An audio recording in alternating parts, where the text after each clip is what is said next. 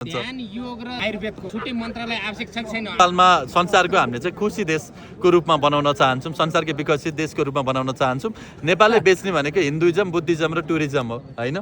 जुन तरिकाले आज हाम्रो बालेन शाहज्यूले चाहिँ जुन अब शङ्खध्वनिदेखि लिएर होइन त्यहाँ अब आज हामी पनि स्वस्ति वाचन गरियो होइन, शान्ति वाचनहरू गरियो, यस्तो दामी अब शङ्ख फुक्नेदेखि लिएर धेरै कुराहरू हामी सँगै गर्न पाइयो। र एकदमै यसले गर्दाखेरि चाहिँ अधर्मको राज्य हुँदैन, धर्मको राज्य हुनुपर्छ भनेर चाहिँ हाम्रो धर्म संस्कार संस्कृति 1% हिन्दूलाई मात्र नेपाल ल्यायो भने चाहिनेभन्दा धेरै हुन्छ पर्यटक, 1% मात्र बुद्धिस्टहरूलाई हामीले नेपाल ल्यायो भने उति धेरै पर्यटक हुन्छ।